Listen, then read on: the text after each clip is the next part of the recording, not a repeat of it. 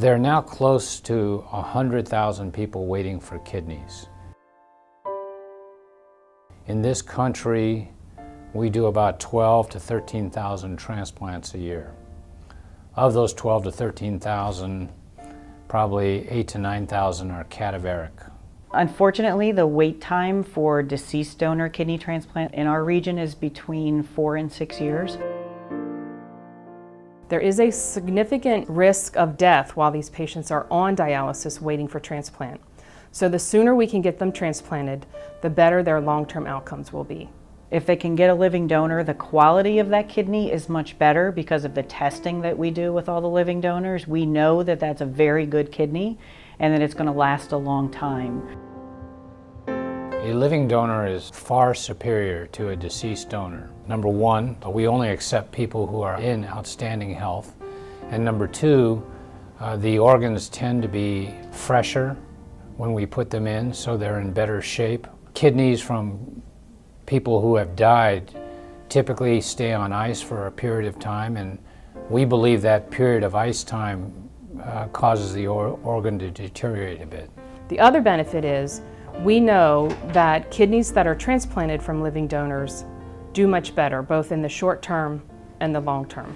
Hi, welcome to PinnacleHealth. I'm Tiffany. How can I help you? One of the huge benefits of stepping forward as a donor is we really have to make sure that you're healthy. We actually go looking for problems. We look for reasons that it would not be safe for them to donate and hope that we don't find any. Okay. We always take their vital signs. But if we do find some, then we can send them for the care that they need to get. People have taken advantage of this knowledge and really provided themselves with better health because they step forward as donors. We are not able to contact or solicit people for donation. Living donors must contact our program first. Transplant, this is Jerry Goldman, Living Donor Coordinator. And once they initiate that contact, then we can help facilitate them through the donor evaluation process. And who did you want to be a donor for? One of the living donor coordinators talks to them and does a brief review of their medical history over the phone. Do you have any chronic health problems? Have you ever been told that you are diabetic, or you ever been told that you have high blood pressure? Any other kind of medical issues that may tell us that you would not be a good candidate for living donation? You have to be healthy. In particular, we don't use donors that have hypertension or diabetes or a history of a solid organ sort of cancer. Besides not having those other types of conditions, you have to be in pretty good health. Can't be overweight, can't be underweight. We don't like to see you smoke. If there's no history of things that would rule them out immediately, the donors are sent a packet to fill out that has a detailed medical history in it. And when we receive that information back, they are again contacted by one of the living donor nurses to review that information and to make arrangements to proceed with testing.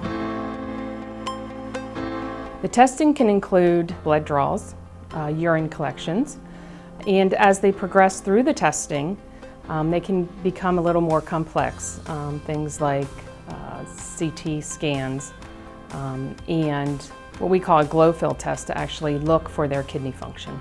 If they pass all the tests and we determine that it is safe for them to donate both from a physical, psychological, and social perspective, then we make arrangements for surgery. All right, we're going to have a seat in our room back here. There's enough room for all three of us. Okay. All of our donors meet with essentially the entire team. You'll get to meet the social worker today. The transplant coordinator explains the process, answers the questions. They're that person that the donor knows that they can call when they have questions. We do know that transplant is the best treatment for renal failure. We spend a lot of time doing donor education so that the living donors are well informed about the process, both for their testing and the surgical process and their recovery.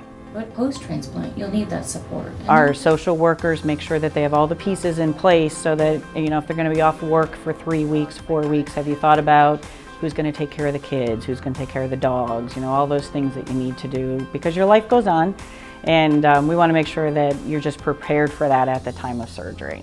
They also meet with our independent donor advocates, and an independent donor advocate is someone that does not work in the transplant center, and their job is really to be an advocate for the living donors, to make sure that there is someone there to support them and to guide them through the process, and someone for them to talk to that's kind of neutral and not involved in the care of the recipients. And they also meet with one of the transplant surgeons to do their physical review and medical reviews as well. You must be Christine. I am. Nice Hi, to I'm meet you. Dr. Narens. Nice to meet you. The physicians make sure that from a medical perspective that the donors understand what they're going through, what the risks and the benefits are. Our number one responsibility to any donor is to protect them both during the surgery and essentially for the rest of their life. We know that for many people it's a difficult decision, okay, to donate, and we want to try and make that as simple as possible.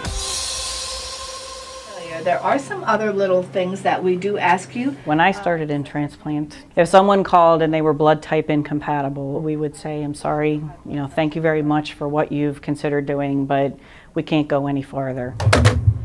Now we have the ability to say, even if you're not compatible with the person that you want to donate to, as long as you can get through all of the testing and you're found to be a healthy donor, we can put you in a paired exchange program where someone else is in the same situation that wants to donate to their loved one, can't because they're incompatible, and then we can basically swap living kidneys. There are times where these incompatible pairs actually turn into chains of transplant. Instead of just 2 people getting transplanted, it ends up that up to 30 people can get transplanted, and it is just amazing.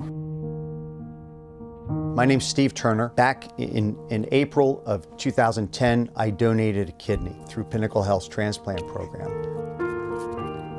I had been aware through media coverage, actually in the greater Harrisburg area, about a couple. They had been married, they had kids. They had each had kids from a prior marriage, and then they had a couple kids themselves, young, mid-30s. The father all of a sudden develops rapid onset kidney failure. Goes from extremely healthy to extremely sick fast. His wife offers to donate a kidney to him, but they're not compatible. But what she did then was she said, as thousands of people do all over the country, here's what we'll do. If you get a kidney for my husband, I will donate a kidney to somebody that I am compatible with through the national database. I was always affected by the story of the Good Samaritan. He sees somebody beat up on the side of the road and says, this is unacceptable. I'm not going to let this guy die. There was somebody lying on the side of the road, beaten up and dying. And I was walking by. And I was walking by for them that I had, I hoped, a kidney that could help them, that could save them. 3 days after Christmas 2009, I called PinnacleHealth Transplant Program. Jerry Goldman, who is the living donor nurse coordinator, called me back. And that began the process. They were fantastic at every step of the way. I was just hoping that my kidney would go someplace that would help somebody. I was thrilled. And then what they told me was because my kidney was not conditioned on anything, that my kidney was actually going to start a chain of donations. I started to cry because I was so overwhelmed that 4 people who were dying are now alive. We're humbled every day when we have Good Samaritan donors call our office, and truly they are doing something for their fellow man. That's really, they don't want anything out of it, and that Good Samaritan donor can start an infinite number of transplants, and it is amazing. We have excellent results with respect to the transplants themselves. We're doing them laparoscopically in people who are particularly fit, We can do it through a single incision, so that you only have one incision. For women, it's 1 3/4 inches, and for men, it's just a little under 2 inches in length. What it means, really honestly, is that even though you have a big operation, it expedites the recovery. So on the day of surgery, the living donors are brought into the hospital very early in the morning, and they go to our pre-surgical prep area. They're placed in a hospital gown. They have an IV placed in their arm, and they're given a little bit of sedation to kind of take the edge off their nerves if it's needed. They meet with the anesthesiologist, the surgeons talk with them, the coordinator sees them in the morning, and then they go off to surgery. Surgery takes about 2 to 3 hours. After surgery, the living donors go to the recovery room for about 2 hours, and then they're sent to the post-surgical care unit, where they stay for about 2 days before discharge. We get them up out of bed the night of surgery. We ask them to walk in the hallway the next morning and really kind of get them back to normal activity as soon as possible. We feel that it's important to follow donors long term. So we see living donors back at 1 month after their surgery to make sure that they have recovered from a surgical perspective. Then we see them at 6 months, 12 months, and 2 years so that we can make sure that their kidney function has returned to normal. We follow our patients, our recipients for the life of their transplanted kidney, and we follow our donors through that process. We are truly committed here at Pinnacle to taking care of our patients the way that essentially we would take care of our own family member, or the way we would want our family member to be taken care of. This is not something that everybody can do, and I think sometimes when people start the process, they realize halfway through that, boy, this isn't what I thought it was going to be, and I'm really scared about that, and that's okay. We have had donors that have gotten through the entire testing process in a month because they are extremely motivated. And we've had donors take up to a year to actually get through that process because they need to be able to work through things on their own and make sure that this is a proper and right decision for them. Sometimes people think about this, but then they just can't go all the way through. And I understood that, and they were very clear repeatedly, and I appreciated that. They wanted to make sure that at every step of the way, I knew that I could stop the process without judgment.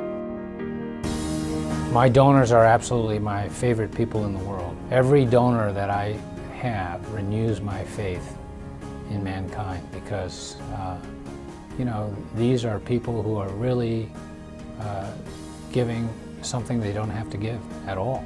It takes an extremely special person to be a living donor. And it's very nice afterwards to see their enthusiasm and just the passion and the comfort and the reward that they get from knowing that they did something for someone that they know and love. It really is probably the coolest thing you can imagine. I was raised to try and help people. I couldn't stand the idea of somebody dying